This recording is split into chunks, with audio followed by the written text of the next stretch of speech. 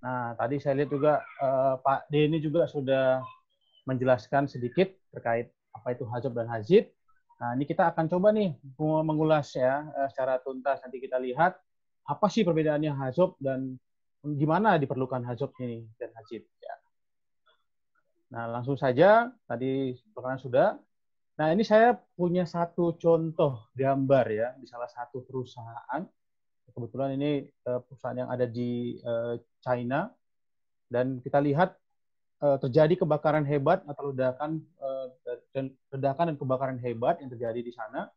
Ya, kalau secara awam kita memikirkan mungkin wah ini ada kesalahan ini, ya ada kesalahan dari sistem pekerjanya, ada kesalahan dari cara kerjanya dan lain sebagainya. Tapi ada sebenarnya yang setelah dilakukan investigasi, saya yakin teman-teman yang sudah memang basic ataupun sudah paham terkait investigasi, ya. Nah, setelah dilakukan investigasi, ternyata dilihat di situ kesalahan daripada orang ya yang melakukan pekerjaan itu tidak ada. Ya, kesalahan dari cara kerja juga tidak ada. Nah, ada hal penting ternyata yang memang harus kita ketahui ya, yaitu hazab ini tadi. Ya, hazab itu sangat banyak sekali dilakukan terutama di perusahaan-perusahaan kimia ya dan juga di perusahaan-perusahaan minyak dan juga gas. Itu sangat identik dengan perusahaan-perusahaan tersebut ya. Kita akan sangat sulit untuk masuk ke perusahaan oil and gas ataupun chemical spesifik nantinya akan membahas terkait kemungkinan-kemungkinan ya yang bisa mengakibatkan suatu accident ataupun kecelakaan terjadi di tempat kerja. Oke, saya akan mulai. Ya, tujuan pembelajaran hazab dan hazir ini yang pertama pastinya nanti kita dapat melakukan identifikasi bahaya ya pada proses produksi, dan juga yang kedua dapat menentukan bagian ataupun mesin peralatan mana yang harus mendapatkan hazab dan hazid ya. Juga yang ketiga membuat regular schedule-nya pemeriksaan peralatan yang masuk ke dalam hazab list ya. Oke, selanjutnya saya akan menjelaskan pengertian hazab ya. Tadi juga sudah disampaikan, hazab adalah standar teknik identifikasi yang digunakan ya, identifikasi bahaya yang digunakan untuk proses seperti industri kimia. Walaupun ini awalnya ya hazab ini dikenal dari perusahaan chemical ya dan juga perusahaan oil and gas, tapi saat ini sudah mulai dikembangkan di beberapa perusahaan-perusahaan lain. Kenapa? Karena mereka melihat pentingnya hazab ini bukan hanya di perusahaan chemical dan perusahaan oil and gas saja ya. Jadi setelah mereka mengetahui, oh ini ternyata hazab fungsinya ini loh. Ya. Kelebihannya kalau kita bisa melakukan identifikasi menggunakan hazab study ini loh. Ya. Jadi banyak sekali sekarang perusahaan-perusahaan di luar dari chemical ataupun di perusahaan oil and gas itu sudah menjalankan atau menggunakan hazab ini. Ya pastinya kita harus paham terlebih dahulu ya apa itu hazab. Yaitu secara singkat. Dan hazab pertama kali pasti dikembangkan dari teknisi dari IC ya, perusahaan yang ada di Inggris, London, pada saat mereka melakukan rancangan pabrik baru ya, instalasi pabrik kimia ataupun kilang. Jadi secara singkat untuk mengetahui, kita mungkin sudah terbiasa ya kalau kita mau membangun suatu gedung ya ataupun mau membuat instalasi baru, kita sudah paham menggunakan HIRA, kita sudah paham menggunakan JSA, ya, dan juga mungkin ada teknik-teknik identifikasi yang lainnya. Tapi ya di hazab ini ada hal penting ataupun ada yang sedikit berbeda mungkin yang nanti yang Anda ketahui. Kenapa sudah ada JSA, sudah ada HIRA DC mungkin, apalagi perlunya hazab, ya, apalagi nih perlunya hazab. Nah ini yang menjadi perbedaan daripada identifikasi ataupun model-model identifikasi yang lainnya, ya. Oke, di berikutnya saya akan jelaskan lagi ya untuk identifikasi bahaya tidak dapat dilakukan secara komprehensif dan teknik hazab. Identifikasi bahaya dapat dilakukan dengan teliti dan sistematis ya nantinya. Sekalipun pada awalnya teknik hazab ini adalah untuk identifikasi bahaya, namun dalam perkembangannya dalam kajian juga dimasukkan sekaligus penilaian risikonya ya. Nah, saya akan contohkan lagi. Nah, ini salah satu contoh kondisi normal. Ya, kalau kita melihat perusahaan-perusahaan, katakan contohnya oil and gas. ya katakan ini contohnya oil and gas, dan saya sudah sampaikan tadi di awal, saat ini HAZOP ini tidak lagi hanya digunakan di perusahaan oil and gas saja, tapi sudah dikembangkan di perusahaan-perusahaan lain yang memang mau mereka memastikan ya zero accident. Karena kita ketahui accident bukan hanya orang, tapi terjadi ledakan, kebakaran dan sebagainya juga itu akan masuk dalam accident. Nah, ini contoh salah satu yang Bapak Ibu lihat ya di slide ini. Ada beberapa tangki. Mungkin kalau perusahaan-perusahaan yang sudah familiar ataupun yang pekerjaannya di sini sudah tahu ya. Nah, kalau kita di awal mau melakukan instalasi ataupun perancangan, pastinya kita juga sudah paham apa yang mau kita identifikasi. Ya, mungkin membuat HIRA, DC, membuat JSA, pada saat install, pada saat pengerjaan, dan lain sebagainya. Ya. Nah, tapi uniknya daripada HAZOP ini, pertanyaannya bagaimana jika ini sudah selesai, ya sudah tangki sudah selesai, sudah diinstal, ya pipingnya sudah selesai semua diinstal, dan ketika ini sudah digunakan, ya sudah berjalan, katakan juga bisa otomatis, ya. Nah, apakah di sini tidak ada hazard ataupun bahaya, ya? Nah, itu yang perlu nanti kita bahas dalam HAZOP ini. Nah, oke, kalau buat pembangunan pada saat install, orang tahu wah, banyak sekali, ada confined space mungkin, ada terjadi ketinggian, ya ada hot work dan sebagainya. Tapi yang sering dilupakan oleh perusahaan-perusahaan, ya terutama yang belum paham terkait apa sih pentingnya HAZOP. Nah, ketika mereka sudah install bagus, sudah melakukan serah terima dengan pihak kontraktor ataupun siapa saja yang mengerjakan, mereka lupa bahwasanya ketika operasional di sini juga ada nantinya bahayanya ataupun hazardnya, ya. Dan HAZOP, ya kita tidak akan fokus membicarakan kesalahan orang, ya human error, tidak, ya kita tidak akan bicarakan di sini tentang human error karena human error sudah di cover di namanya gradisi, ya. Tapi kita akan membicarakan di sini dengan kesalahan daripada proses. Nah, bisa nggak proses salah gitu? Ya, tentunya di sini kita akan jelaskan. Secara garis besar kita lihat di sini banyak sekali peralatan-peralatan yang digunakan. Ada tangki, ada pipa, dan sebagainya. Nah, ketika Anda selaku seorang safety officer ya, ataupun petugas K3 yang sudah melihat kondisi seperti ini, yang sudah diserah terimakan contohnya oleh seorang kontraktor kepada Anda dengan kondisi baik, ya.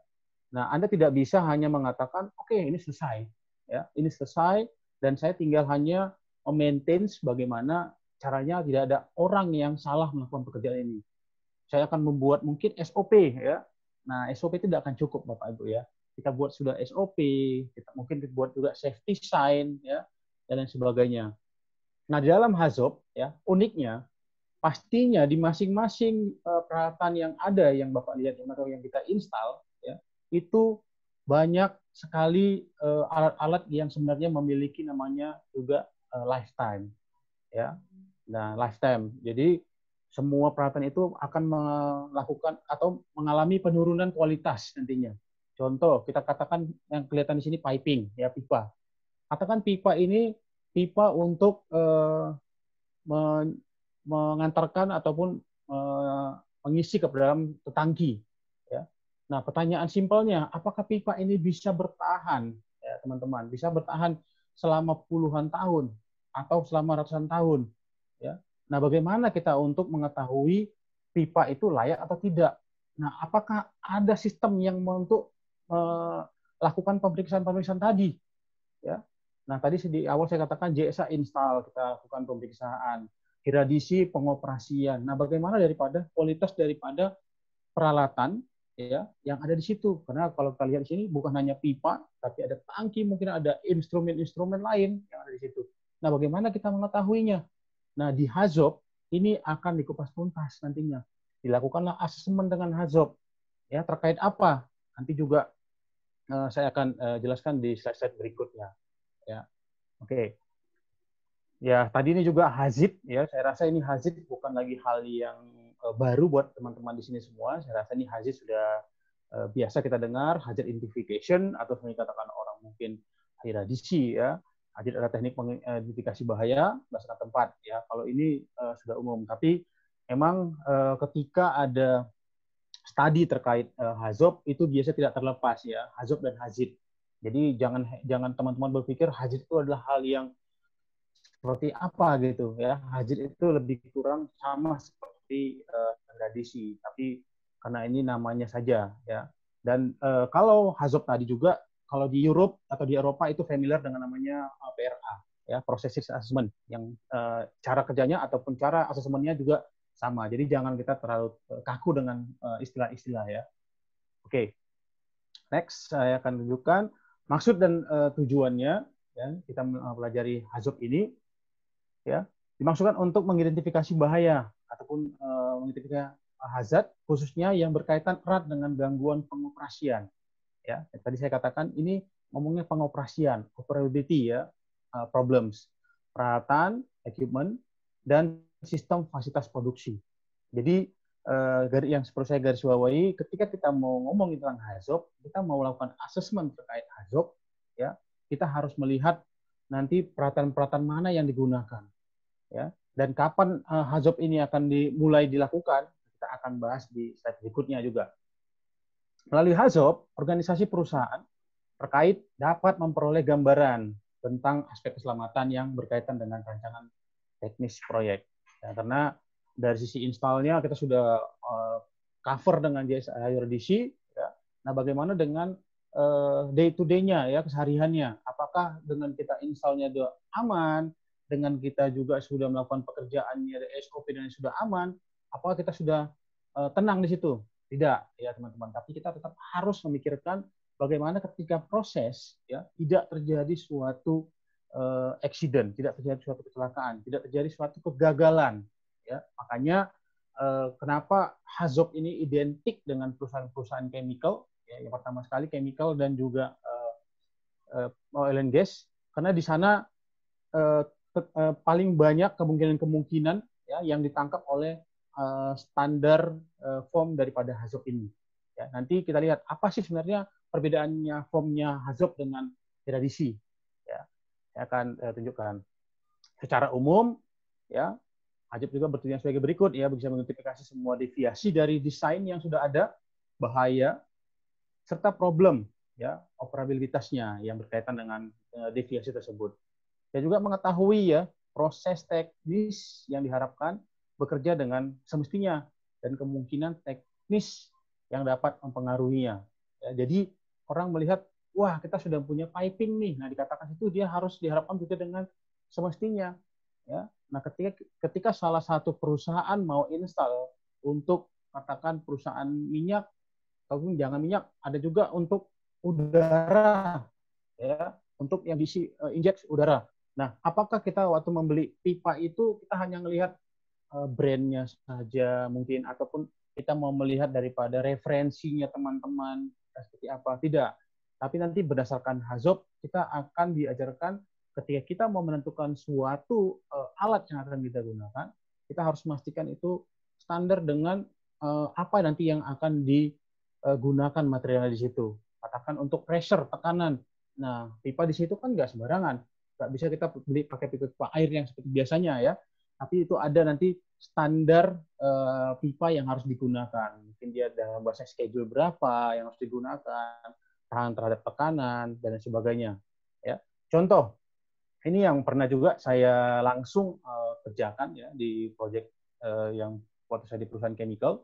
Salah satu yang pernah kita lakukan ya ketika kita dapat temuan dari salah satu auditor, itu kita kebetulan memiliki install untuk pipa gas. Ya, pipa gas kebetulan itu untuk salah satu untuk proses kerja ya di perusahaan kita. Jadi kita punya pipa yang umurnya itu sudah sampai 10 tahun. Ya, sudah 10 tahun pipa tersebut kita gunakan. Nah, waktu pemasangan di awal di 10 tahun yang sebelumnya itu sudah sangat bagus. Ketika pemasangan desainnya sudah dicek oke, ya, standar pipanya juga sudah disesuaikan dengan berapa sih nanti di pipa ini pressure yang akan ngalir. Kita ngalirnya bisa 25 bar contohnya. Nah, itu sudah oke semuanya. Dan dilakukan tes, commissioning, itu semua oke, reportnya semua oke. Ya. Nah, waktu kita belum paham terkait HAZOP, kita berpikir, wah, untuk masa waktu yang 10 tahun, itu sudah sangat bagus. ya.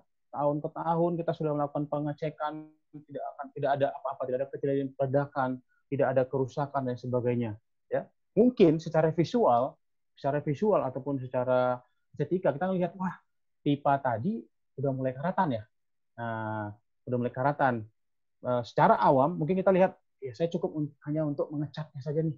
Ya kita tahu kalau yang sifatnya metal ya itu dia cukup dicat sudah awet. Ya, tapi sebenarnya di dalam pipa tadi, ya, di dalam pipa tadi, pipa itu sebenarnya memiliki ketebalan yang standar. Ya, standar dengan apa? Dengan material apa yang akan dilewati, ya, dengan tekanan berapa yang akan dilewati. Nah, pipa ini mampu menahan itu, pastinya dengan nilai toleransi yang sudah ditentukan.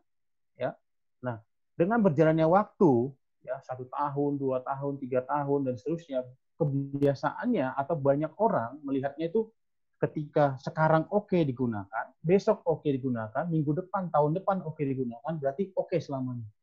Ya. Nah, di dalam pembelajaran Hazop ini, kita mau memastikan memang itu oke selama itu digunakan sesuai dengan spek yang ditentukan di awal. Ya. Nah, salah satu yang ditangkap oleh Hazop ini nantinya, ya, yang ditangkap oleh Hazop dengan kita melakukan asesmen Hazop, kita bisa memastikan contoh pipa tadi itu dia akan bisa digunakan sesuai dengan standar awal. Bagaimana pengecekannya, ya, bagaimana melakukan pemeliharaannya. Nah, di situ nanti akan dilakukan checklist, ya, akan ada form standar untuk melakukan itu. Apakah dia berhubungan dengan tekanan yang tinggi atau tekanan yang rendah, ataupun mungkin temperatur yang tinggi ataupun temperatur yang rendah. Nah, salah satu contoh tadi pipa yang saya katakan, yang berkaitan dengan tekanan, ternyata pipa yang dialiri gas saja, ya LPG ataupun natural gas, dia akan mengalami korosif, ya. Bukan hanya bagian luar, tapi juga bagian dalam. Jadi banyak tadi seperti di slide yang sebelumnya saya tunjukkan ada gambar suatu pabrik yang besar, tiada ledakan hebat. Ya. Nah, itu terjadi karena apa? Karena tadi ini, pipa yang korosif itu tidak ketahuan. Ya. Dan tidak ada di situ pengetahuan daripada orang, itu akan terjadi. Ya. Mereka maintenance dari sisi luarnya saja. Karat kita cat. Ya. Kalau dia terhalang, tertimpa, itu sudah dilakukan semuanya identifikasi. Tapi bagaimana bagian dalamnya? Ternyata, ya, pipa itu semakin lama dia akan ada gesekan-gesekan kecil dan semakin lama dia akan semakin menipis. Makanya ada pengecekan ketebalan, ya, thickness-nya. Nah, itu salah satu juga nanti yang akan konsen di dalam Hazop ini. Ya. Oke. Saya berikutnya menentukan juga nanti kita bisa menentukan perlu tidaknya suatu tindakan diambil guna mengendalikan bahaya atau problem prioritasnya, ya. Dan bila iya, untuk mengidentifikasi cara atau bagaimana mengatasi problem tersebut. Ya, kalau ada problemnya kita akan memikirkan bagaimana tindakan yang akan kita lakukan. Ya. Tujuannya untuk meyakinkan bahwa tindakan yang telah diputuskan akan dilaksanakan. Juga nanti monitoringnya, ya. Monitoring ketika kita melakukan Hazop itu bukan hanya sekali untuk selama-lamanya, tapi juga harus ada monitoringnya. Ya. Oke, ini saya berikan salah satu contoh juga gambar tadi yang saya ceritakan terkait pipa. Ya. Mungkin teman-teman di sini juga ada yang bekerja di perusahaan-perusahaan yang kebetulan memiliki pipa, ya. Saya rasa hampir semua perusahaan itu memiliki pipa, ya. Bukan hanya pipa yang harus dia dialiri oleh chemical, bukan hanya pipa yang harus dialiri oleh minyak, bukan pipa yang harus dialiri oleh gas, tapi pipa-pipa juga yang bertekanan, ya, itu bisa ataupun bisa mengalami hal seperti ini, ya. Pada di gambar yang kita bisa lihat, pipa yang keropos karena waktu dan kondisi, ya. Secara visual, kalau kita melihat dari luar, ini akan gampang. Kalau di luar, hanya bagian luarnya yang mengalami seperti ini, keropos, ya. Kita akan gampang lihat, wah, itu sudah mulai berkarat, ya, atau karatan gitu. Tinggal kita ngajuin nih kepada pimpinan atau kepada atasan, tolong Pak kita lakukan perawatan, ya. Nah, ini juga bisa terjadi, kita bisa dibantu dari visual. Tapi bagian dalam tadi saya ceritakan itu juga menjadi hal yang nggak kalah penting. Ya, jangan nanti kita melihat cover bagian luarnya itu masih mulus, ya, kita merawatnya dengan dicat setiap bulan, setiap tahun, ya. Tapi ternyata bagian dalam itu sudah mulai habis, ya. Jadi sudah mulai seperti kertas. Tadi yang saya ceritakan di tempat saya yang sebelumnya itu saya bekerja, salah satu perusahaan chemical ya untuk gas yang dari gas yang tadinya pipa itu ya bisa menahan untuk 190 bar ya dengan penggunaan lebih dari 10 tahun. Terakhir kita cek ya, saya juga belum lama ya waktu itu masuk di situ, baru saya mengetahui itu namanya HAZOP. Kita lakukan cek setelah di atas 10 tahun, ternyata dia dari 150 bar katakan, dia bisa turun kekuatannya hanya 20 bar. Ya, cukup jauh sekali ya, signifikan. Nah, ini juga nanti yang perlu teman-teman bisa lakukan di tempat kerja kita ya, ataupun di lokasi kegiatan kita saat ini. Jadi itu akan terjadi. Kenapa? Karena bukan hanya chemical yang bisa merusak daripada ketebalan, ya baik itu pipa, tangki, ya mungkin ataupun yang bentuk-bentuk vessel dan sebagainya itu bisa hancur. Ya bahkan juga pengalaman juga pernah terjadi itu kerusakan ya karena tidak adanya pengetahuan terkait HAZOP ini. Ya untuk struktur bangunan saja yang menopang mesin, ya itu bisa pernah roboh sekaligus jatuh. Kenapa? Karena ternyata bagian tiang-tiang itu sudah mengalami korosif, ya semuanya mengalami korosif. Nah, untuk itulah perlu dilakukan teknik HAZOP ini dalam penilaian risiko yang ada di tempat kerja. Ya, pada gambar di atas itu Bapak Ibu bisa lihat, teman-teman bisa lihat pipa yang keropos, dan di bagian bawah juga ada bagian-bagian seperti ducting, ya itu terlalu karena dipakai setiap hari dengan bahan-bahan yang mungkin berbeda ya masing-masing perusahaan. Nah ini salah satu perusahaan bisa saja mengalami di bagian ducting itu akan ada lemak ataupun minyak yang menjadi kerak dan batu. Ya, jadi konsen daripada HAZOP ini kita jangan berpikir kita bisa mengidentifikasi bagaimana suatu peralatan itu bisa tetap bagus. Ya, bagus dalam arti apa? Dia tidak menipis, ya, dia tidak karatan. Tapi bukan hanya di situ, Bapak Ibu. Ya, ada juga yang pernah kejadian. Ini salah satu kalau chemical, konsen chemical itu paling tinggi adalah penyumbatan. Ya, ini juga nggak kalah penting, Bapak Ibu. Mau dia pipa, mau dia ducting, dan seterusnya. Mungkin Bapak Ibu memiliki problem saat ini. Kenapa ya? Dulu kita bisa itu outputnya katakan 10 ton per jam. Sekarang kok malah turun ya? 8 ton ataupun 5 ton per jam. Ya banyak orang berpikir, wah itu sudah umurnya Pak, sudah lelah dia gitu. Tapi di dalam proses kita harus bisa menjelaskan secara detail. Sebenarnya mempengaruhi penurunan tadi apa? Ketika dia turun, kenapa tenaga yang dibutuhkan, contohnya pompa, pompanya kenapa harus lebih besar ya? Dulu kita menggunakan pompanya itu hanya 5 kW contohnya, tapi sekarang kenapa harus menggunakan yang harus 7 atau 10 kW ya?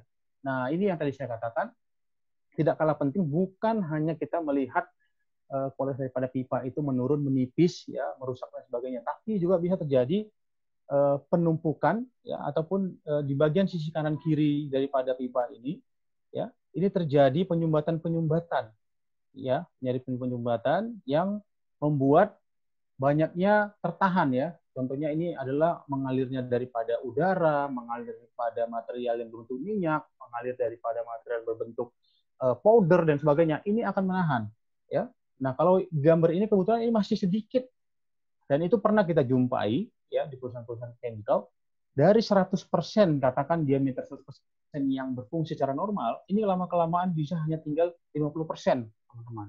Kenapa? Karena tadi terjadi penyumbatan tadi. Ya. Nah, pertanyaannya, apakah sudah ada cara-cara, apakah ini sudah di-cover dalam JSA atau Hiradisi? Ya, pastinya tidak. Nah, ini akan nanti di-cover di dalam HAZOP, ya, untuk memastikan ini bisa tetap berfungsi baik itu ducting atau piping. Dengan cara apa? Kita melakukan pengecekan-pengecekan. Kita akan memastikan di sini ada penyumbatan atau tidak. Ya. Nanti itu yang akan membedakan daripada HAZOP dan juga identifikasi yang lainnya. Oke, langsung saja juga di slide berikutnya manfaat pelatihan HAZOP. Ya, yang pertama pastinya perusahaan dapat mengetahui ya secara pasti profil tingkat risiko yang ada dalam fase proyeknya. Juga perusahaan dapat menentukan skala prioritas permasalahan. Nanti kita saya akan tunjukkan tools-nya ataupun salah satu Excel daripada HAZOP.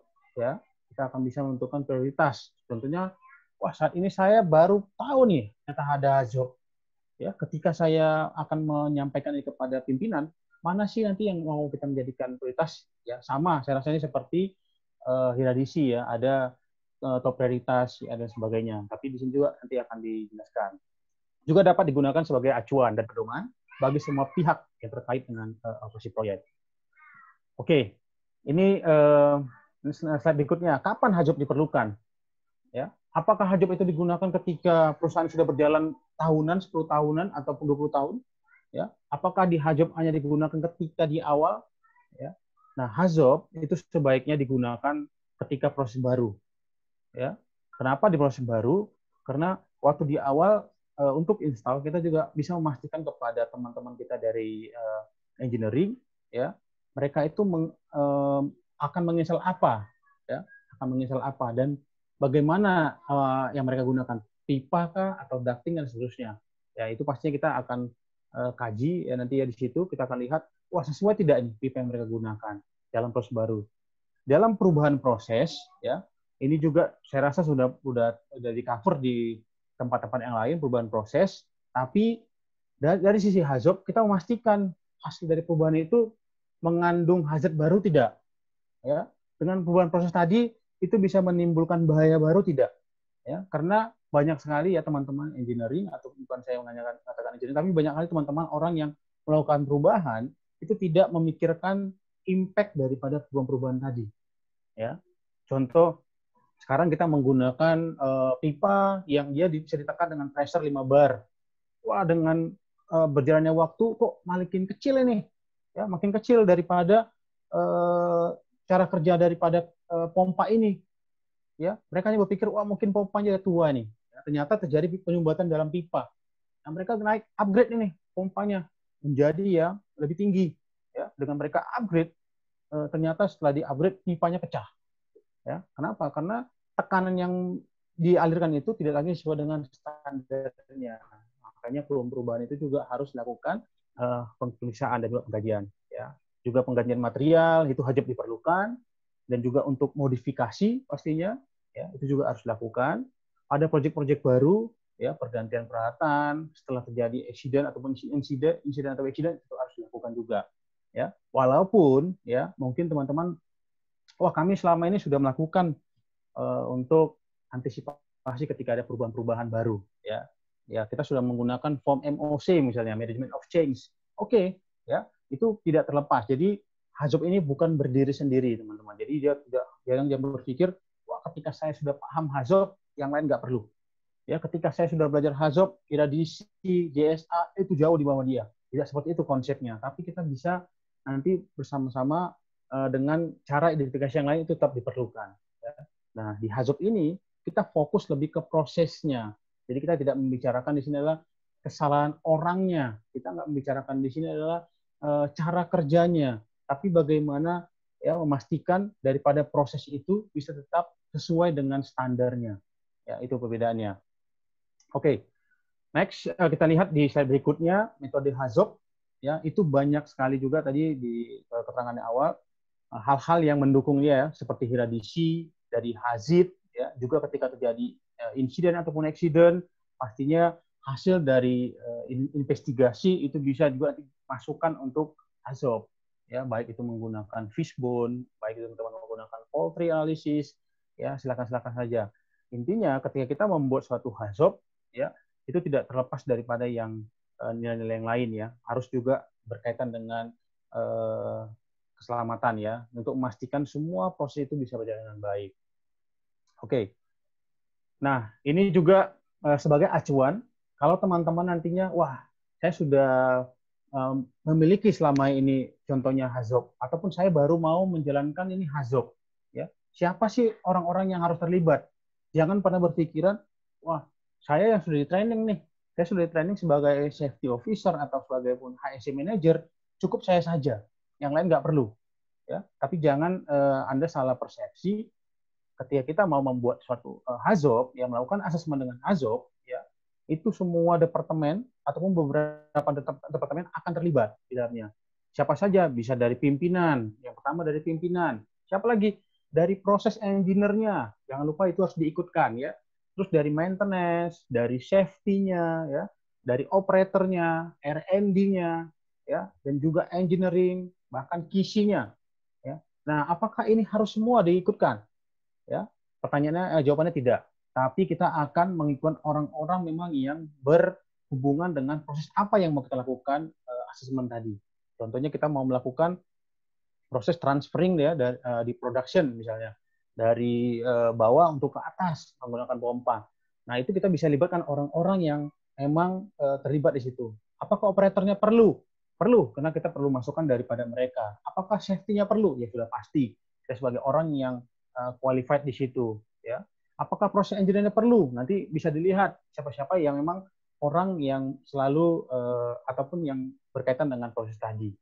Ya. Nah, secara standar, ya secara standar itu minimal 5 orang ya yang melakukan asesmen ketika membuat HAZOP. Tidak boleh kita sendiri, ya tidak boleh sendirian, tidak boleh wah saya seorang safety yang sudah berpengalaman 10 sampai 15 tahun ya, sudah paham, saya akan membuat sendiri. Ya, itu tidak tepat. Kenapa? Karena tidak akan dapat masukan-masukan daripada teman-teman yang ada di lapangan. Karena mereka yang paham. Contohnya orang safety. Apakah kita paham dengan contohnya ada suatu pipa yang mau dialiri dengan tekanan 10 bar, wah kita paham cara berhitung pipa berapa, schedule berapa yang harus dibutuhkan. Nah, di situ diperlukanlah orang-orang ataupun yang paham terkait pipa tadi ataupun proses engineer ya. Dan saya harapkan juga teman-teman memang mengikutkan ya, banyak yang pernah kita jumpai dengan kesibukan katanya, dengan kesibukan waduh Pak kita jadwalnya full. Jadi kita nggak bisa ngikutin semuanya ya. Bahkan ada juga teman-teman itu yang hanya copy paste ya, itu juga sangat salah juga Bapak Ibu. Jadi HAZOP, kalau kita membuat suatu HAZOP, membuat asesmen HAZOP, silakan tim-tim yang memang berkaitan itu diikutkan. Nah, dalam pembuatan HAZOP tadi kita sudah bicarakan tim. Nah, sekarang kita akan membicarakan apa yang harus dibawa ya dalam pembuatan HAZOP. Apakah cukup orangnya saja? Ya? Apakah kita membuat HAZOP itu berandai-andai? Ya? Apa kita buat HAZOP itu hanya berhayal gitu? Tidak. Ya. Jadi kita juga harus memastikan asesmen nanti HAZOP yang kita buat itu benar-benar bisa menghindari terjadinya suatu kecelakaan. Untuk itu kita harus menyiapkan beberapa data-data yang penting yang harus dibawa. Contohnya di salah satu proses produksi, ya, proses transferring ataupun proses produksi itu kita harus bawa namanya layout pertama, ya, ataupun sering dikatakan PNID. Ya. Kenapa? Karena kita dengan layout kita akan tahu nih, ya, ke arah mana nanti contohnya install yang mau kita install, baik itu pipa, baik itu bentuknya ducting dan sebagainya. Ya. Yang kedua, MSDS juga diperlukan di sini ya. MSDS juga diperlukan. Kenapa? Karena kita harus paham. Contohnya yang mengalir adalah kita katakanlah contohnya bahan kimia. Nah, dari MSDS ini kita bisa mengetahui ya, dengan pipa yang kita gunakan selama ini, ya, MSDS material tadi apakah bisa menghancurkan pipa ini? Ya, itu pernah juga terjadi dengan orang yang tidak memiliki pemahaman terkait HAZOP. Mereka membuat piping ya, yang sembarangan. Yang penting pipa itu tebal, pipa itu yang penting baru. Ya. Nah, ternyata yang dialiri adalah kimia yang bisa merusak ataupun membuat lapisan daripada metal tadi menipis dan cepat rusak. Yang juga diperlukan untuk membuat asesmen. Juga dari sisi maintenance history. Ya, yang ketiga maintenance history. Jangan lupa kita lihat dari history yang ada, kita minta dari maintenance dan mereka di-share. Makanya nanti tim maintenance juga diperlukan di situ. Dan juga technical detailnya. Jangan lupa yang keempat, technical detail. Kita harus bawa juga. Dan pastinya safety data yang kelima. Ya. Dan juga corrosion test. Ya. Kita harus melakukan pengecekan korosi ataupun pengecekan ketebalan. Ya, ataupun berawanya sudah korosi, dilakukan corrosion test. Dan SOP, cara kerja. Ya, ada nggak nih standard operation prosedurnya? Ya. Dan juga PPE, ya, atau APD. Dan juga learning lesson-nya seperti apa, history accident-nya seperti apa, juga local regulation-nya. Ya, ini semua kita bawa untuk membuat suatu HAZOP. Supaya apa? Supaya bisa menghasilkan nanti HAZOP yang baik. Dan juga bisa memastikan tidak terjadi suatu kegagalan pada sistem di dalam suatu proses. Ya. Oke, yang berikutnya. Nah, ini saya salah satu contoh ya tadi saya mencontohkan adalah pipa ya, pipa gas, karena identik ya, walaupun kebanyakan ini digunakan di perusahaan chemical ataupun perusahaan oil and gas, tapi identik juga HAZOP ini menjadi salah satu persyaratan yang harus dipenuhi ya, dalam setiap pemasangan instalasi khususnya yang memiliki tekanan ya, tekanan atau juga memiliki yang dikatakan masuk kategori high risk. Nah, kita di sini bisa melihat nih ya, ada proses ini kebetulan gambar yang waktu saya menangani suatu proyek di Sumatera Utara ya 2 tahun yang lalu. Ini proyek untuk jaringan gas bumi ya menggunakan natural gas. Jadi kebetulan saya waktu itu menjadi konsultannya untuk ini ya. Jadi kita harus bisa melakukan atau memastikan kepada selaku owner ya, apakah SDM waktu itu, kebetulan ini di bawah SDM, kita harus memastikan ya pipa yang digunakan oleh kontraktor ya, pipa yang nantinya akan diinstal oleh kontraktor itu mampu untuk memenuhi ya pressure atau mampu untuk menyalurkan material yang memang sudah ditentukan. Contoh seperti ini adalah waktu itu untuk gas ya, natural gas. Nah, jadi di natural gas pastinya ada sumber ataupun pressure utama ya yang kita anggap ini cukup tinggi. Nah, kita harus bisa mendemonstrasikan ini kepada owner ya, kepada orang yang merequest kita untuk melakukan proyek ini. Nah, ini salah satu contoh, bukan harus seperti ini ya, tapi ini salah satu contoh nantinya yang teman-teman bisa juga bisa melihat sepenting apa HAZOP itu ya. Nah, di sini kita bisa lihat ada gambar pipa utama ya, dan ada juga untuk pipa yang berikutnya yang lebih kecil ya, sampai nanti masuk ke dalam pipa rumah tangga sampai penggunaan ya. Nah, di sini kita harus memastikan ya sampai pipa yang seperempat inch ini ya untuk yang jenis galvanis. Kita harus bisa memastikan pressure yang masuk itu benar-benar sesuai yang pertama. Kalau itu di awal saya rasa cukup banyak yang mengetahui. Tapi yang gak kalah penting pihak daripada owner yang paham terkait proses ini, mereka juga menanyakan ya. Nah, bagaimana nanti kita mengetahui pipa ini digunakan untuk jangka waktu yang lama ya, itu bisa tetap dalam kondisi yang baik ya. Nah, siapa yang bisa melihat selain kalau ada perusakan ya atau pencurian, tapi kita mau bicarain proses. Apakah ketika kita sudah menginstal ya, seperti ini, pipa seperti ini, kita sudah selesai? Belum ya. Jadi kita bisa lihat. Nah, ini kebetulan gambar untuk menunjukkan flow daripada gas ya. Ini tadi gambarnya berhenti, ini sudah saya jalankan. Jadi kita bisa lihat ini. Inilah flow yang akan jalan ya, akan bekerja setiap harinya. Nah, kalau kita lihat di sini, ini tidak ada orang ya teman-teman yang untuk meng-on-kan ataupun meng-off-kan ya. Tidak ada orang di sini yang menggunakan secara umum kemungkinan salah ya. Jadi kalau kita membuat prosedur, kita membuat juga sign ya, itu hanya untuk membantu, tapi tidak bisa memastikan semua ini tetap berjalan dengan baik seperti ini. Karena kalau kita lihat di tempat teman-teman mungkin ada beberapa yang sudah menggunakan natural gas ya, ataupun pipa air lah katakan, sama seperti ini. Jadi itu tidak ada orang yang di senternya itu mau melihat-lihat pipa ke dalam tanah nih, sampai pipa ditanam nih ya. Tidak ada orang yang melihat lagi, wah yang kita tanam itu banjir nggak ya? Ditanam itu dia daerah korosif nggak ya? Nah, kita kan lebih banyak melihat itu adalah kesalahan di pada penggunaan kompor gasnya. Bagaimana orang yang menggunakan kompor gas? Benar nggak cara nyalainnya? Ya. Atau di ujung, paling kita lihatnya di ujung yang memberikan gas dan juga di ujung yang menggunakan gas selaku rumah tangga katakan. Kalau di ujungnya salah memberikan pressure, ya, nah di sini ada masing-masing regulator nantinya yang akan menahan. Nah, oke, itu dari sisi proses installnya. Tapi bagaimana dengan kesehariannya? Bagaimana day per day dan bahkan mungkin tahun per tahun? Ya, apakah pipa yang kita pasang sekarang bisa bertahan untuk 10 tahun lagi? Contoh ada salah satu supplier mereka, wah Pak ini desainnya ini, MSDS-nya ini ya, material kita ini Pak keterangannya, bisa bertahan 10 tahun. Ya, itu benar dalam kondisi normal Bapak Ibu ya, atau teman-teman. Tapi bagaimana jika pipa tadi itu mengalami cukup banyak ataupun kasarannya pasti sudah mengalami gesekan-gesekan. Ya, gas itu juga mempunyai gesekan, Bapak Ibu. Jadi jangan berpikir karena yang ngalir itu hanya minyak, wah itu nggak perlu dirawat gitu. Ya, kadang-kadang orang banyak berpikiran, wah itu Pak pipa minyak Pak, dengan secara otomatis dia akan melumas sendiri. Ya, bisa benar, tapi itu akan bukan seutuhnya tidak selamanya, tapi dia akan tetap berkurang ya lifetime-nya. Nah, apalagi yang dialiri adalah gas ataupun dari adalah bahan chemical ya.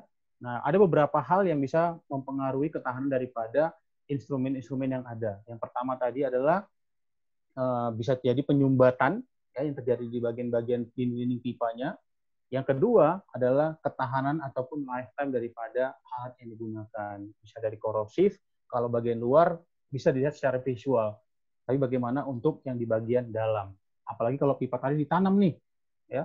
Nah, apakah kita harus melakukan pengecekan semuanya? Ya, kita bisa melakukan dengan cara-cara random. Mungkin kalau dari ada berapa kilometer, kita random. Ya, dengan spek yang sama harusnya ya pipa tadi itu memiliki ketahanan yang tidak lebih ataupun ya tidak jauh. Jadi kalau kita tahu, wah kita ambil sampel di titik yang sini nih, ya, kita bisa mewakili untuk sepanjang yang berapa kilo dengan spek yang sama. Jadi ini tadi saya contohkan salah satu demonstrasi gambarnya, ya. Nah ini nggak akan berhenti nih Bapak Ibu. Ya ini kalau gas rumah tangga. Kalau yang ngalir di perusahaan Bapak adalah perusahaan kimia, ya.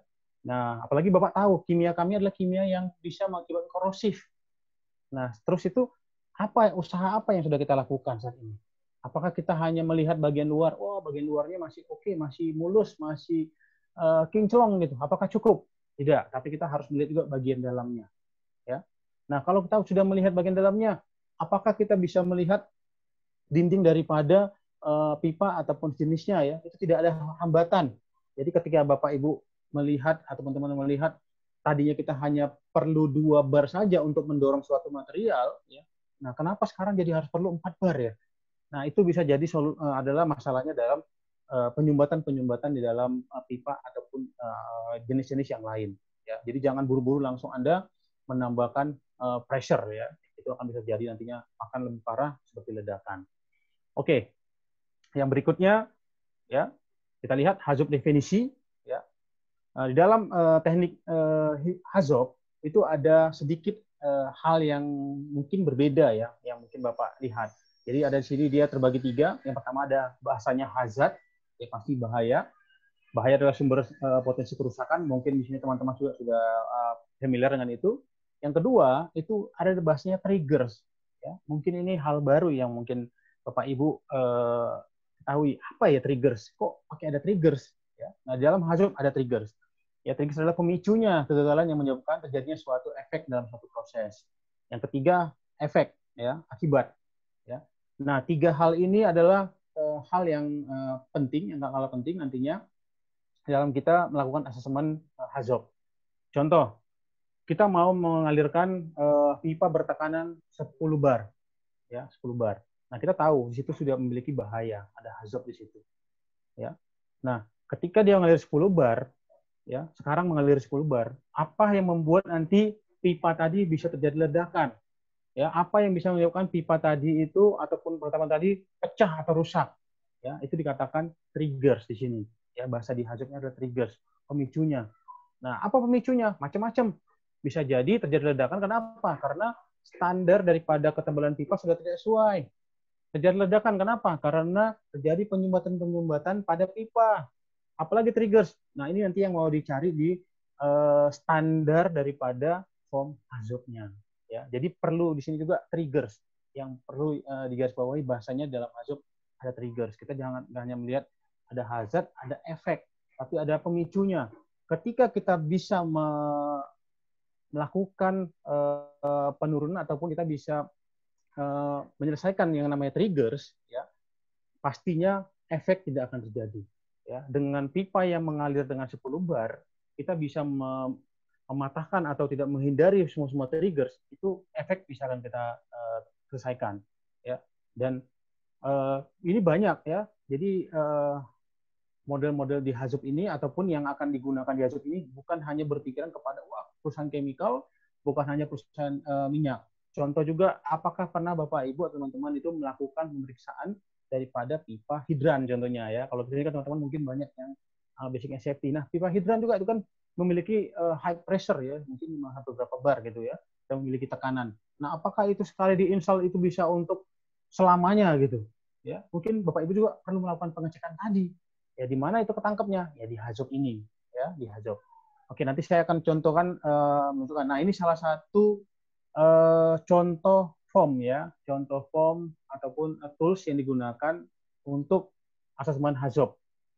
Ya, jadi ini salah satu contoh, mungkin di beberapa tempat perusahaan-perusahaan yang lain yang sudah memiliki mungkin sedikit berbeda, ya nggak apa-apa. Tapi di sini ada. Nah, di dalam HAZOP kita memiliki namanya standar form. Jadi kita tidak seperti Hiradisi, kita harus ketik dulu apa itu activity-nya, ya. Terus nanti itu severity-nya dan sebagainya. Tapi dia sudah ditentukan ini, Pak. Ya, di dalam standar form ini cukup banyak poin-poinnya, tapi saya menunjukkan beberapa poin saja. Ya. Nanti di sini kita akan lihat apa sih hazard fokus apa yang kita mau buat. Flammable gas contohnya ya. Terus nanti timnya siapa saja, apa sih activities-nya, scope-nya apa, ya ini saya rasa site dan seterusnya. Dan kita harus membuat di sini nanti additional dokumennya, PNID-nya harus masukin di sini. Jadi apa yang sudah kita lakukan analisa, apa yang sudah kita lakukan asesmen terhadap HAZOP, jangan lupa PNID-nya ditempelkan juga nanti di sini, ya, di attach di sini sebagai bukti. Ya. Terus di awal sebelum kita melakukan HAZOP kita akan ditanya dulu nih, apa sih yang mau kita lakukan HAZOP? Ya, apa yang mau kita asesmen?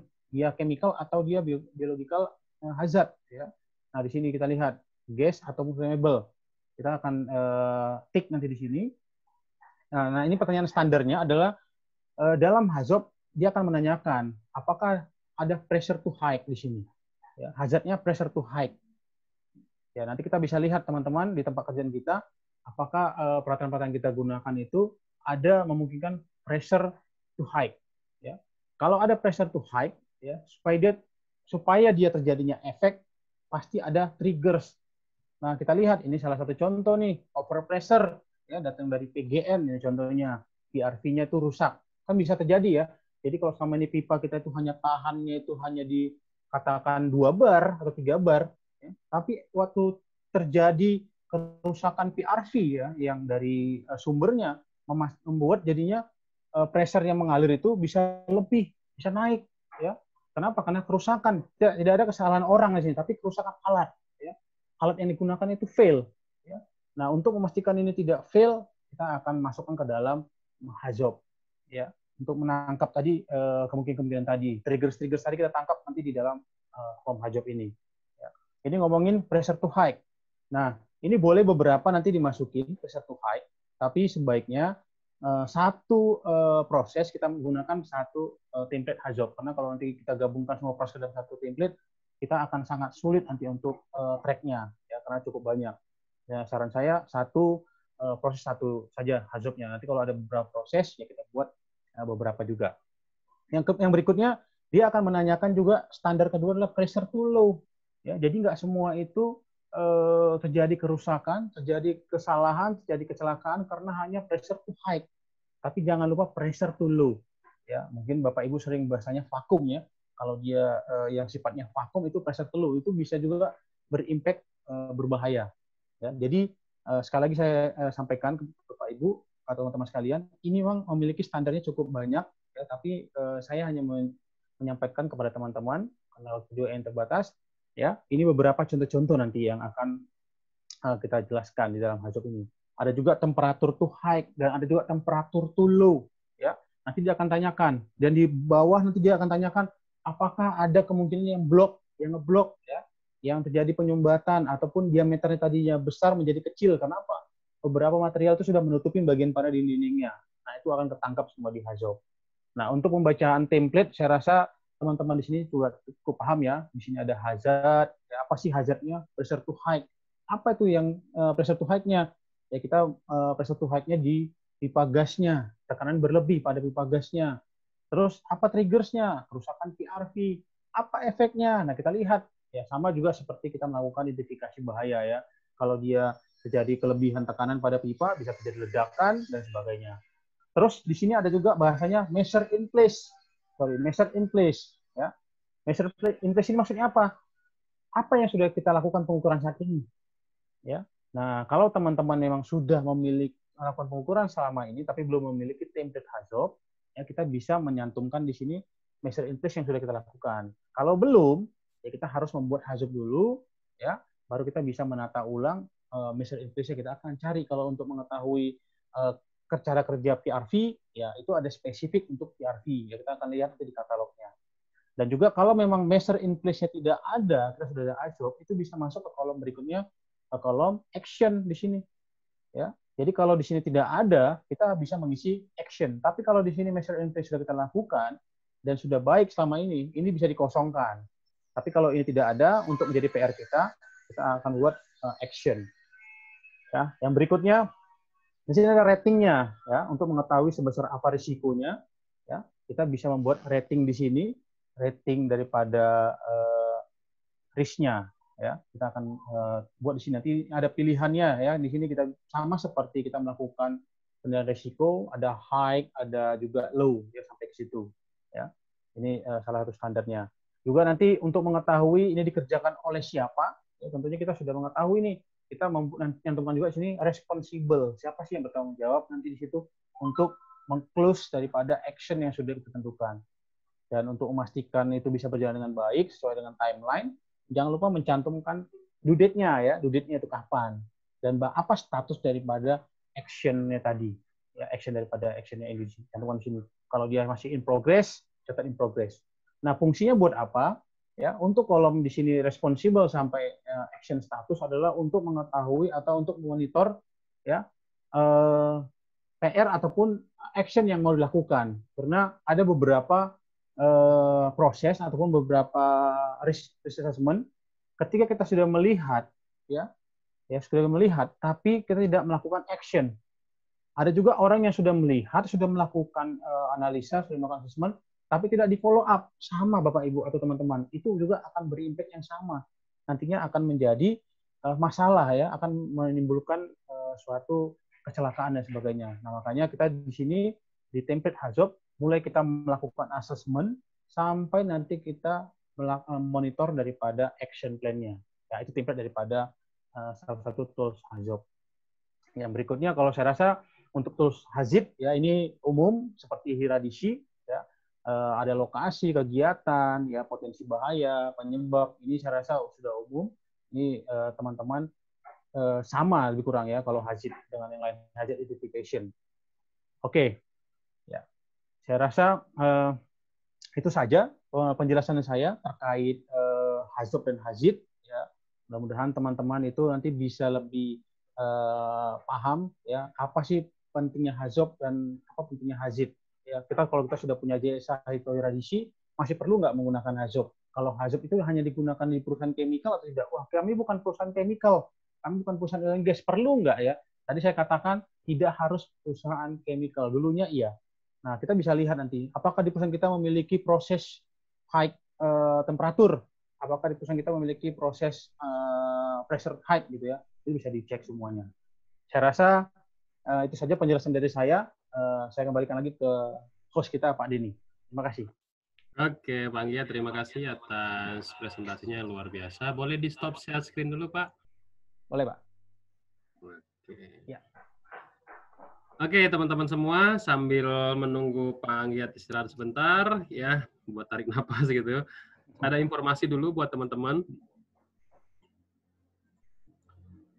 Oke, buat teman-teman semua, bahwasannya kalau teman-teman semua menginginkan untuk lanjutan dari pelatihan ini, ada sertifikasi Kemenaker RI dan BNSP, ya. Tapi untuk sekarang kita buka yang BNSP dulu ya teman-teman, karena yang Kemenaker itu masih dalam proses pengurusan untuk ke training online-nya. Silakan hubungi Bu Made di 0821 13257. Untuk pengambilan sertifikat, e-sertifikat boleh ke Mas Sobari namanya ya, 0878 804 75743. Saya sudah infokan di chat. Untuk Instagram kita di @mediatama, silakan di-follow karena informasi terupdate ada di Facebook dan IG. Facebook kita di Tama Mediatama Sertifikasi. Nah, insya Allah juga kalau misalkan rekaman video ini bagus, saya akan share juga di YouTube-nya Kak Cideni. Silakan teman-teman di-subscribe ya, jangan lupa di-subscribe agar Mediatama lebih semangat lagi untuk mengadakan webinar gratis selanjutnya.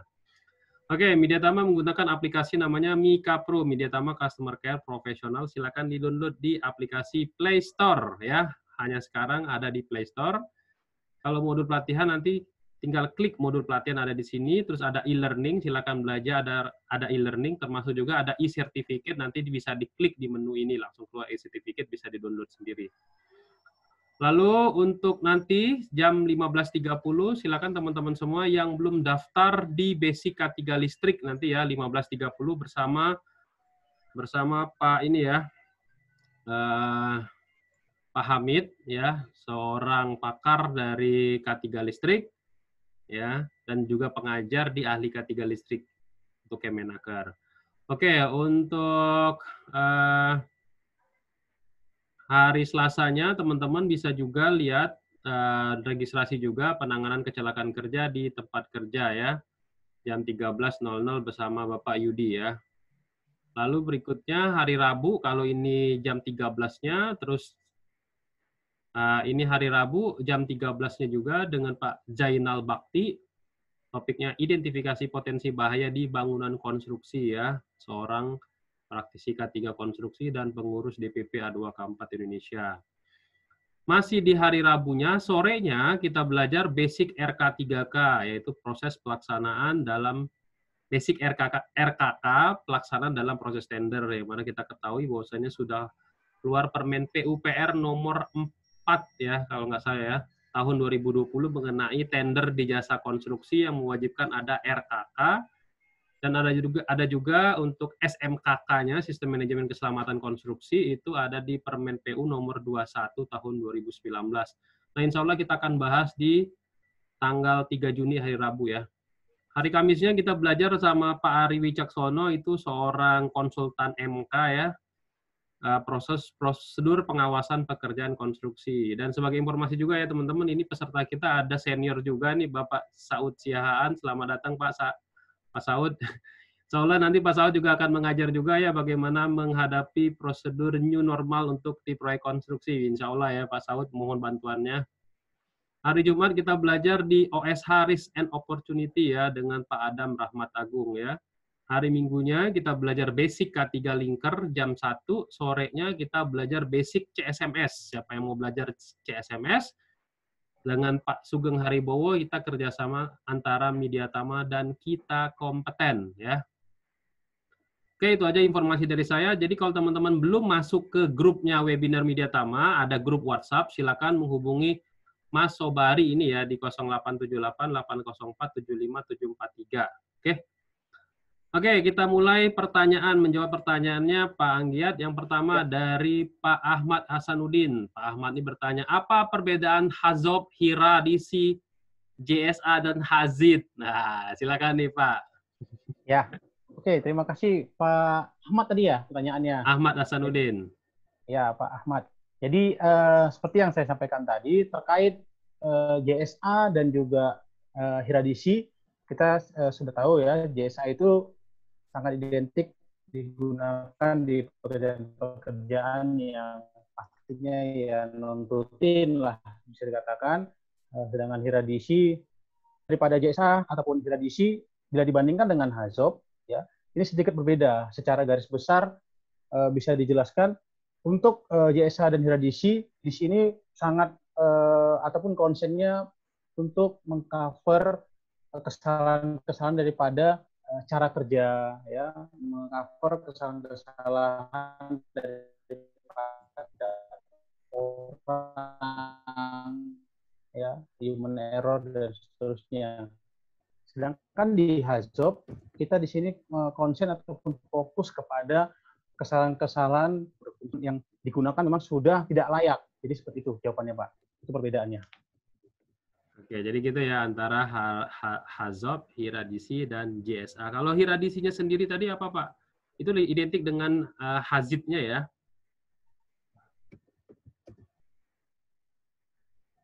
Iya, sorry ya. Yang untuk Hiradisi dengan Hazid itu sama Pak. Jadi pembuat namanya saja ya, namanya di sini sedikit dibedakan. Jadi di sini dikatakan Hazid, ya, Hazid identification.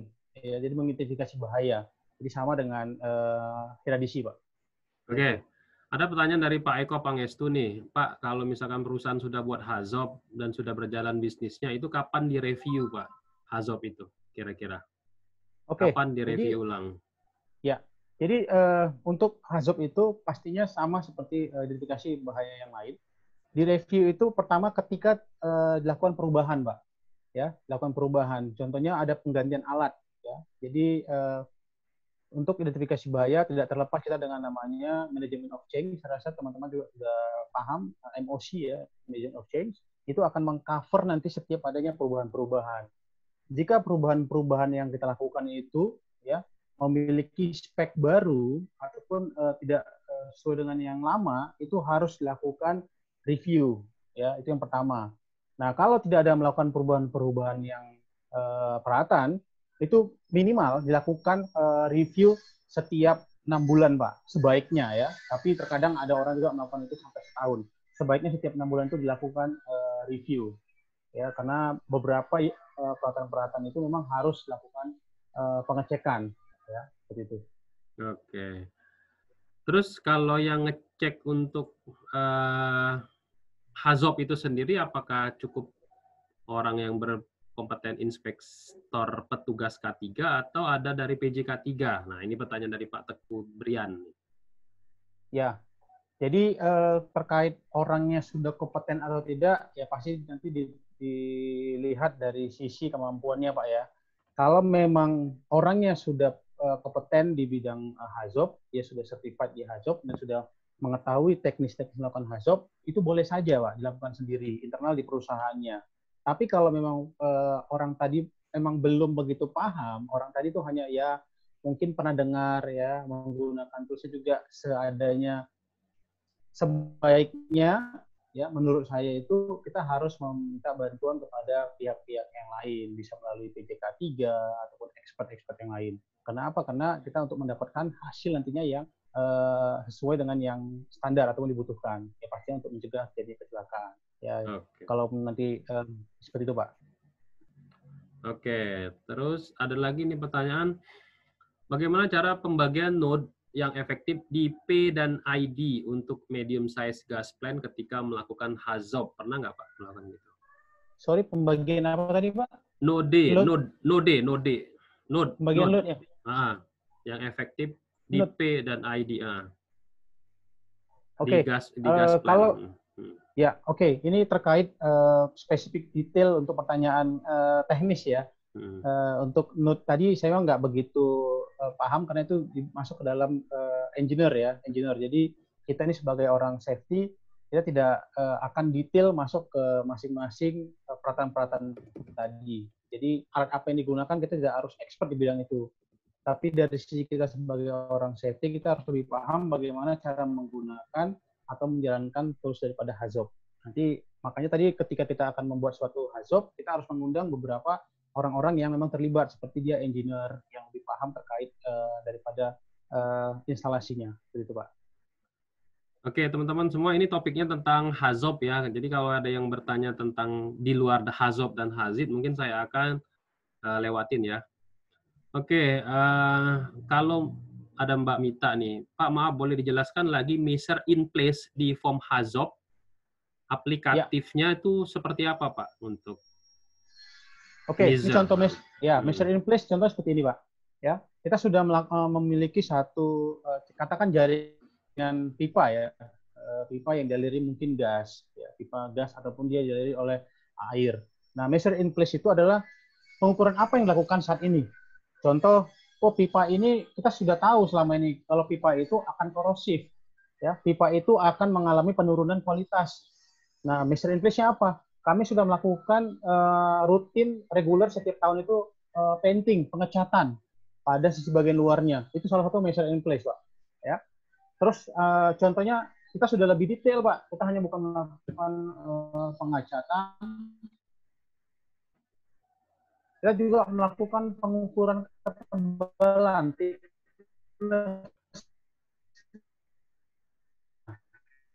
ya, itu measure in place juga. Jadi cara garis besar measure in place itu adalah pengukuran-pengukuran yang kita lakukan itu akan menjadi action gitu Pak. Please. Oke. Pak. Ini ya. Oke Pak, terkait dengan yang tadi kualifikasi pembuatan HAZOP nih. Jadi ada beberapa orang yang nanya lagi nih, kualifikasi dan sertifikasi orang yang berhak membuat HAZOP itu sendiri itu seperti apa? Apakah cukup ahli K3 umum aja atau memang ada kompetensi khusus di HAZOP itu sendiri, Pak? Ya, terus terang saya mungkin nanti Pak Denny bisa bantu ya Pak Denny ya. Kebetulan untuk kompetensi saya waktu saya mendapatkan training HAZOP ini bukan di Indonesia, bukan di Kemenaker. Jadi kalau terkait nanti BNSP ataupun Kemenaker, mungkin Pak Denny bisa bantu saya jawabnya di mana. Kebetulan saya waktu itu saya trainingnya di Jakarta memang, tapi itu kita datang internal trainernya itu dari Jerman dan Swiss. Jadi saya langsung dapat sertifikatnya itu dari luar. Tapi kalau terkait regulasi di Indonesia, mungkin Pak Denny yang bisa bantu jelaskan apakah Kemenaker ataupun BNSP sudah mengeluarkan untuk sertifikat itu Pak Denny untuk terkait kompetensi. Ya, sedapat informasi saya, HAZOP itu sendiri belum ada sertifikasi untuk Kemenakernya. Tapi kalau untuk yang BNSP kayaknya juga saya belum pernah dengar nih. Tapi kebanyakan HAZOP itu memang dilaksanakan di internal perusahaan dan disesuaikan dengan bisnis proses perusahaan itu sendiri. Karena itu teknis Pak ya kalau HAZOP itu ya. Jadi biasanya memang betul Pak. Biasanya HAZOP-nya itu trainingnya di internal perusahaan disesuaikan dengan bisnisnya supaya lebih implementatif. Oke, kita lanjutin lagi. Dari Novi Tristiawan. Untuk kolom matrik, current, dan target terbagi menjadi 4 kolom. Untuk teknis matriknya itu seperti apa, Pak? Gitu. Matrik, current, dan target, Pak, di dalam HAZOP. Yang Bapak jelasin tadi ada nggak? Ya, jadi dalam matrix itu ada current dan ada target ya. Jadi di current itu sebenarnya dia hanya menjelaskan di situ. Nanti kalau di tick ya di tools-nya itu dia ada terbagi beberapa pilihan. Contohnya current-nya kita ngomong terbagi 2 ya. Jadi di current itu ada 2 kolom dan di target ada 2 kolom. 2 kolom di current itu isinya 1 severity, yang kedua adalah probability. Ya, severity dan probability. Nanti di masing-masing daripada severity itu juga akan dipecah lagi. Kita masuk ke severity-nya tingkatannya berapa nih? Kalau rating kan ada scoring ya, guys. Seperti di radisi juga ada scoring. 1 sampai 5 gitu. Nah, kita di dalam tools itu juga akan di-tick itu akan terbagi 5. Saat ini current kita itu severity-nya di rating berapa sih gitu ya. Dan untuk yang kolom kedua, saat ini probability kita itu ada di kolom berapa sih? Itu maksudnya, Pak. Jadi ada 2 kolom itu severity dan probability. Nah, untuk yang di kolom sebelahnya ada situ target yang kita harapkan nanti kita maunya di berapa. Nah, seperti itu. Kita mau diharapkan ke berapa. Sepertinya mau kita reduce ke berapa. Juga probability-nya mau kita reduce berapa supaya nanti hasilnya kita dapatnya lebih kecil ya, untuk risikonya itu lebih kecil. Seperti itu maksudnya, Pak. Oke. Lanjut lagi nih, Pak. Ada juga pertanyaan dari Pak. Ini masih ada beberapa orang yang masih nanya nih, Pak. Mungkin lebih dijelaskan detail lagi apa beda HAZOP dan HAZID. Ini masih beberapa orang yang nanya. Terus kalau dengan hiradisi itu kayak gimana gitu. Ini coba Pak diulangin lagi nih Pak. HAZOP dan HAZID itu perbedaan mendetail itu ada di mana sih gitu. Gampangnya seperti ini ya. Supaya nggak bingung, HAZID dan hiradisi kita katakan sama nih. Ya, kita katakan sama supaya nggak bingung. Berarti sudah clear ya. Kita mau ngomongin hiradisi dan HAZID itu sama, hanya sistem penamaannya berbeda. Itu sama. Nah, terkait kita katakan HAZID ataupun hiradisi berbeda dengan HAZOP. Ya. Nah, hiradisi kita ketahui ya, kita melakukan identifikasi bahaya ya ketika melakukan melakukan aktivitas di situ. Nah, ketika tidak ada aktivitas manusia di situ lagi, tidak ada aktivitas orang di situ lagi, nah itu masuk ke dalam HAZOP. Contoh tadi yang saya tentukan di slide, ada suatu cara kerja daripada pipa mulai dari input sampai ke output. Itu tidak ada operator lagi yang mengotak-atik naik pressure-nya 5, naik pressure 10, tapi sudah jalan seperti biasanya. Ketika kita install di awal, itu kita akan lakukan identifikasi dan menggunakan hiradisi ataupun menggunakan HAZID. Ketika selesai, diserah terimakan kepada user yang menggunakan, ya pipa yang kita tanam di dalam tanah, pipa yang mungkin jalur dari atas, ataupun ada reducer, ya ada pun di situ mungkin regulator dan sebagainya, itu tidak akan ada lagi pemeriksaan-pemeriksaan, tidak akan ada lagi di situ pengecekan. Nah, di dalam HAZOP itu akan dilakukan monitor terhadap semua peralatan-peralatan yang tidak digunakan oleh atau tidak dioperasikan oleh orang atau manusia. Itu Pak. Jadi secara garis besarnya HAZOP itu adalah untuk proses, ya, identifikasi bahaya untuk proses. Tidak ada kesalahan orang. Kita ngomongin tidak ada kesalahan orang di situ, tapi kita ngomongin kesalahan tidak maksimal, pipanya sudah tidak standar dan sebagainya. Jadi kurang seperti itu Pak, pengertiannya lebih gampang. Oke, kalau misalkan membuat HAZOP sendiri, apakah harus men-stop pekerjaannya? Ini ada yang nanya nih, apakah harus men-stop pekerjaannya semua baru ada HAZOP-nya, atau pada saat proses berjalan itu bisa dibuatkan HAZOP-nya? Ya, jadi untuk pembuatan HAZOP itu tidak masalah kalau kita sekarang udah jalan ini pabrik kita atau proses kita, itu boleh sambil berjalan. Ya, tapi seperti yang tadi saya jelaskan di slide, jangan lupa ketika Anda membuat HAZOP itu tidak boleh berandai-andai ya, tidak boleh kita itu menghayal. Tapi kita harus membawa data yang konkret. Contohnya, saya pernah mengalami kita install pipanya itu 10 tahun yang lalu. Bahkan saya belum ada di situ gitu. Ketika saya masuk, data 10 tahun yang lalu, saya nggak dapat. Ya. Nah, bagaimana kalau mengalami seperti itu? Jadi kalau sudah jalan, tidak salah kita melakukan HAZOP sekarang. Gitu. Ya, lebih baik daripada tunggu kejadian peledakan dan sebagainya. Kita bisa melakukannya saat ini, tidak harus memberhentikan proses, ya, tapi kita harus mengumpulkan data-data seperti yang tadi saya sampaikan untuk membuat HAZOP. Di situ harus ada PIN-ID-nya, harus ada flow-nya, flow chart-nya apa, dan juga spesifikasi daripada peralatan yang kita gunakan saat ini. Ya, jangan kita melihat pipa, wah diameternya 5 cm cukup, nggak seperti itu. Tapi nanti kita lihat dengan pipa yang tadi diameter 5 cm ataupun berapa senti, kita harus tahu ketebalan pipa itu berapa.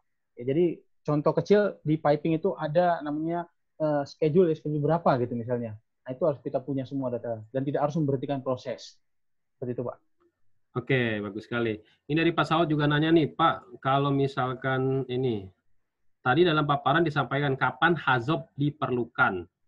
Disebutkan jika terjadi insiden atau eksiden. Mohon bisa lebih spesifik lagi, apakah NIRMIS juga bisa dijadikan acuan untuk membuat HAZOP? Oke, Nah, gitu. Ya, terima kasih pertanyaannya Pak Saud. Jadi memang kebanyakan yang kita jumpai, ya, yang pernah kita tangani, orang membuat HAZOP itu memang ketika insiden ataupun eksiden, Pak. Jadi yang seperti saya sampaikan tadi, paparkan tadi, ketika orang sudah installnya itu dalam kondisi baik, ya, waktu installnya itu tidak ada kecelakaan dan sudah bagus, komisionnya bagus, itu biasanya diserah terimakan akan bagus dan mereka berpikiran itu akan untuk selama-lamanya, Pak. Makanya banyak sekali itu dilakukan pembuatan HAZOP ketika terjadi insiden ataupun eksiden. Padahal kalau kita sudah paham terkait HAZOP, itu jangan nunggu eksiden terjadi baru dibuat. Ya, tapi ketika kita melakukan perencanaan, juga HAZOP sudah harus ikut dibuat di situ, Pak. Karena nanti kita akan membantu memastikan spesifikasi daripada peralatan yang digunakan apakah sudah sesuai di situ. Ya, spesifikasi. Dan itu tidak murni hanya orang safety di situ ya. Terkait spesifikasi detail daripada peralatan yang digunakan, saya rasa orang safety nggak akan detail juga paham. Tapi kita harus mengikutkan engineer di situ. Tapi kita sebagai safety, kita sebagai orang yang leadernya untuk membuat suatu HAZOP. Jadi ada juga memang kondisinya ketika accident, ada ketika NIRMIS, ya NIRMIS juga ada. Tapi sebaiknya itu adalah ketika perencanaan. Itu, Pak. Jadi ketika perencanaan berarti mirip kayak HIRAK juga ya. HIRAK juga kan pada saat perencanaan, pada saat misalkan proyek tuh sebelum tender dimulai, semua kontraktor harus menyerahkan HIRAK-nya dulu gitu ya. Termasuk juga HAZOP juga seperti itu jadinya Pak ya. Betul. Tapi HAZOP lebih ke arah ke prosesnya ya. Betul. Kebetulan waktu yang di proyek di Medan kemarin, di Sumatera Utara, itu ada 2 tempat saya tangani 10.000 titik ya, natural gas. Kita diminta dari SDM itu untuk membuat HAZOP-nya, Pak, di awal. Jadi waktu masih mulai berjalan itu saya sudah diminta HAZOP, dan saat itu saya harus mempresentasikannya di depan SDM itu untuk terkait HAZOP. Jadi kita harus menjelaskan kepada mereka ya nanti bagaimana ketika proses gitu. Salah satu persyaratan kalau saya nggak salah kemarin. Oke, jadi HAZOP dan HAZID itu dibuat secara bersamaan sebelum tender ya. Termasuk juga ini Pak Wawan Gunawan nanya pada saat proyek EPC juga ya. EPC itu EPC itu singkatan ya, Procurement and Construction ya, Engineering, Procurement and Contractor. Nah, konstruksi, sorry. Kapan Ya. HAZOP dibuat dan kapan HIRAK dibuat? Berarti barengan dong berarti ya Pak ya? Ya, tergantung, tapi kita lihat dulu Pak ya, apa dulu yang mau di install ya. Kalau kita hanya buat gedung, itu nggak perlu HAZOP Pak. Jadi itu spesifiknya apa nih? Jadi kalau kita memang hanya, ya kita mau buat ini yang sifatnya konstruksi aja, nggak ada di situ pressure to height, nggak ada di situ pressure to low, atau temperature to height, itu nggak perlu Pak. Nanti kan bisa dikaji. Kebetulan tadi saya jelaskan memang yang diinstal adalah pipa gas, yang ada di situ pressure to height atau pressure to low dan seterusnya.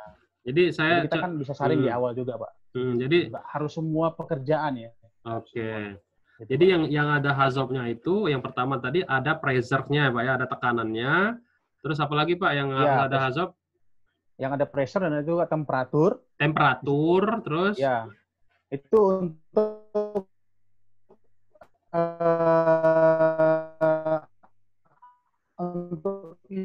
untuk di perencanaan yang dua ini.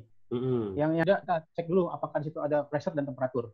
Kalau sudah dia proses, nanti dia akan di situ akan masuk ke pertanyaan-pertanyaan berikutnya, apakah ada blok di pipa, apakah ada kerusakan di bagian-bagian ini. Itu kan berarti sudah berjalan ya. Jadi ada proses perencanaan, plan, ada do-nya di HAZOP, ada di do-nya juga, ada di cek-nya juga, di pemeriksaan dan pengukurannya juga ada di action-nya juga, kayak ada konsep PDCA juga dong di dalam HAZOP itu ya Pak ya? Betul, ada Pak. Itu. Jadi kalau di plan tadi, saya ulangin Pak ya, supaya teman-teman juga tahu nih. Plan tadi dipastikan ada tekanan, ada apa tadi? Ada temperatur, itu di plan. Temperatur, iya. Oke, kalau di do ada prosesnya, di ada apa proses. tadi? Apa Pak proses yang identik harus ada HAZOP-nya? Kalau di prosesnya, proses apa nih Pak? Kemungkinan terjadinya kerusakan atau terjadinya blok. Jadi kalau bahasanya chemical tuh Pak, yang identiknya blok. Blok ya itu ya? Ya, penyumbatan ya, penyumbatan. Oke. Chemical tuh sangat identik dengan itu. Oke, yang berpotensi adanya penyumbatan. Terus kalau pada saat ceknya itu pada saat di semua alat alat ukur. Bukan di hanya ukur Pak, semua alat-alat yang digunakan. Ya. Semua alat-alat yang digunakan. Ya, peralatan yang digunakan. Jadi memastikan kualitas daripada alat itu memang sesuai dengan standar yang ditentukan. Ya. Bisa juga membantu memastikan lifetime-nya Pak, dimonitor lifetime-nya. Karena yang kita tahu semua peralatan pasti memiliki lifetime ya. Nah, kenapa terjadinya, kita mau menghindari kan nantinya ada shutdown tiba-tiba gitu, unplanned. Nah, kita harus mengetahui lifetime-nya. Jadi sebelum itu rusak, kita ganti. Oke. Kalau di action-nya sendiri apa? Continuous improvement-nya? Ya, continuous improvement-nya pastinya kita bisa memastikan Pak, semua peralatan-peralatan yang tadi sudah kita install itu sesuai dengan standar. Juga semua yang sudah standar ini akan dimonitor dengan kita menggunakan nanti tools HAZOP ini, regular check-nya Pak, regular check-nya. Contohnya corrosion test gitu ya, mengecek korosif ya. Kita akan bisa memastikan ini tetap regular kita lakukan seperti itu. Apakah panduan daripada materialnya mengatakan dia setiap 3 tahun atau setiap 4 tahun, nah itu bisa nanti dimonitor di situ Pak. Untuk continuous improvement-nya. Oke, jadi kesimpulannya tidak semua proyek harus ada HAZOP-nya gitu ya. Misalkan bangun gedung ya hanya konstruksi aja, nggak perlu pakai HAZOP, pakai HIRA-DC aja udah cukup Pak ya, HIRA-RC, HIRA-DC atau HIRA-OB begitu ya. Sudah cukup. Sudah cukup ya. Oke, gitu ya teman-teman ya. Ada yang bertanya juga nih, kapan proses HAZOP pada pekerjaan konstruksi ya? Kita lihat dulu konstruksinya konstruksi apa. Kalau konstruksi pipa, ya pasti ada HAZOP-nya gitu Pak ya. Nah, pipanya pipa gas, pipa yang bertekanan harus gitu detail. ya.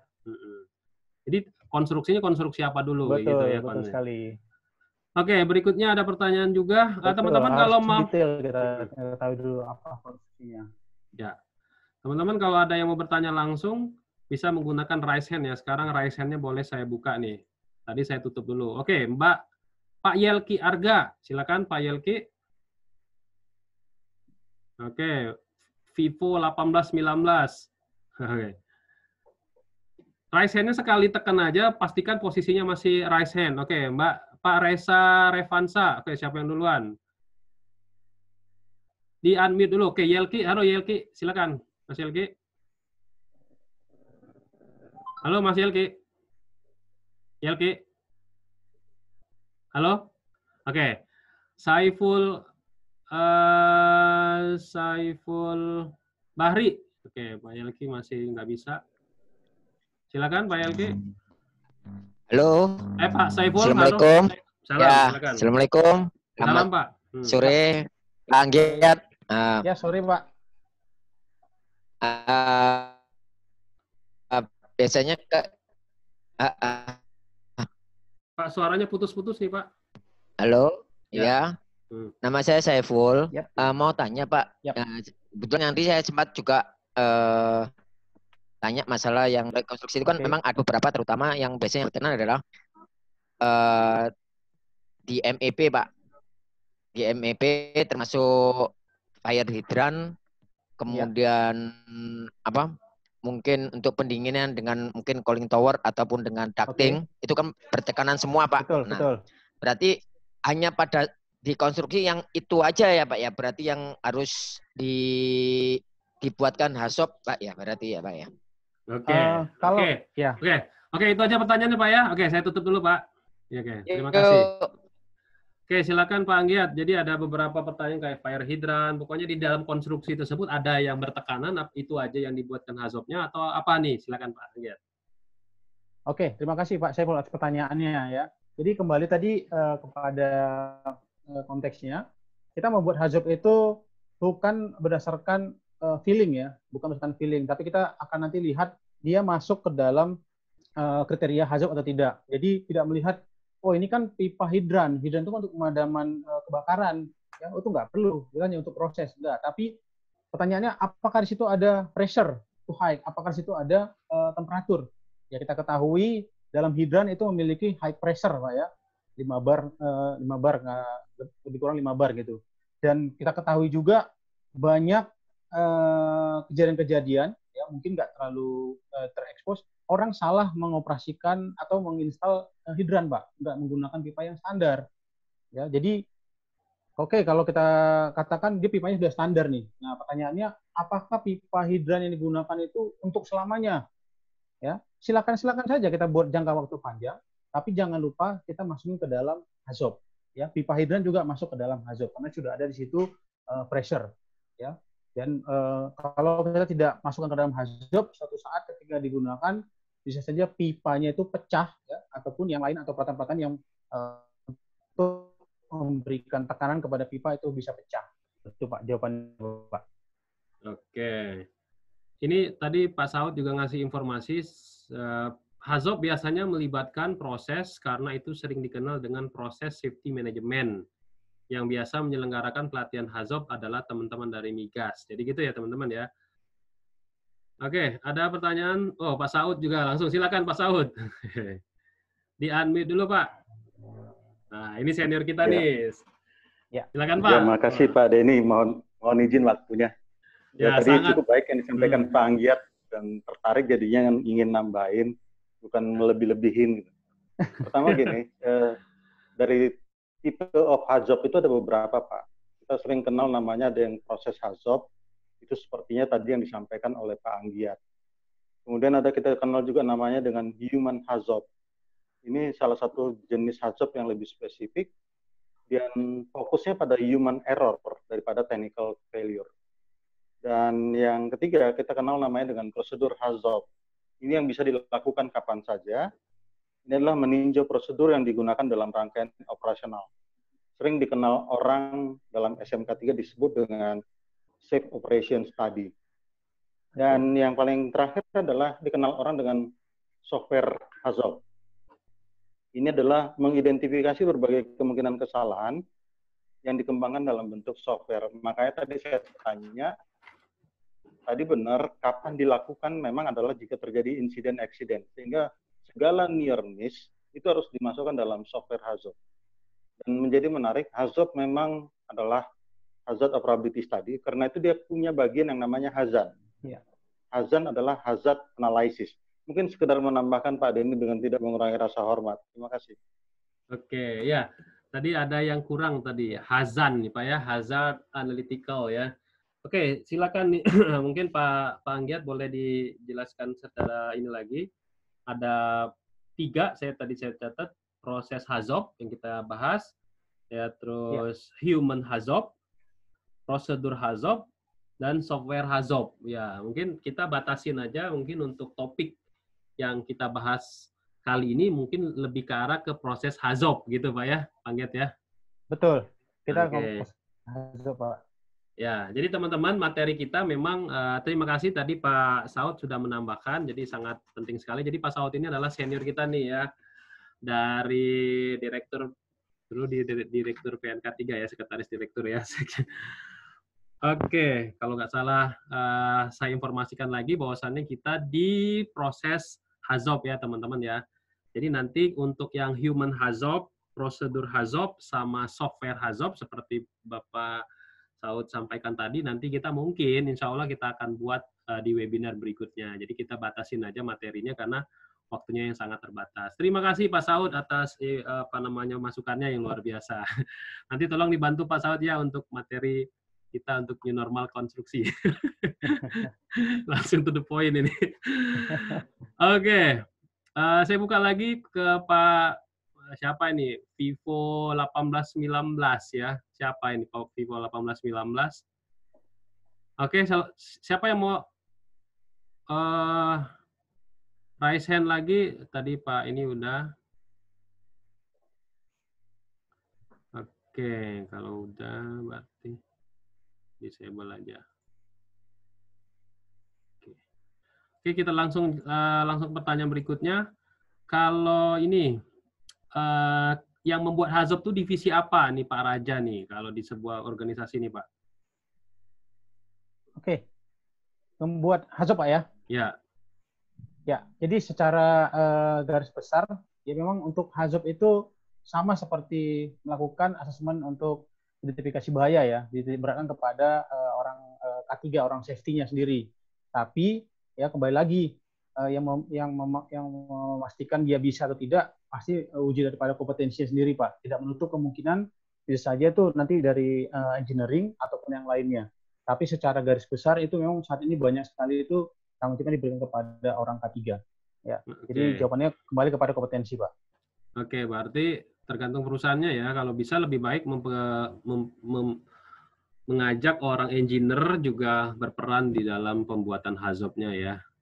Betul. Gitu Pak ya. Oke.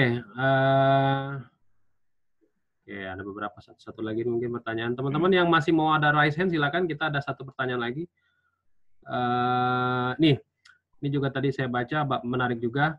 Selamat siang Pak, apakah benar jika ada anggapan bahwa idealnya dokumen HAZOP seharusnya disediakan pihak yang berwenang pada saat konstruksi sebelum diserah terimakan ke pihak operasi?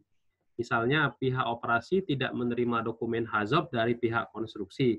Apakah diperbolehkan pihak operasi menyusun dokumen HAZOP tanpa melibatkan tim konstruksi? Nah, boleh nggak kayak gitu Pak?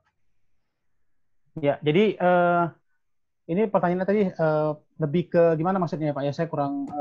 Jadi gini, dia ngomong kayak gini nih. Apakah benar yang membuat HAZOP itu bagian konstruksi, bukan di bagian operasi? Nah gitu loh.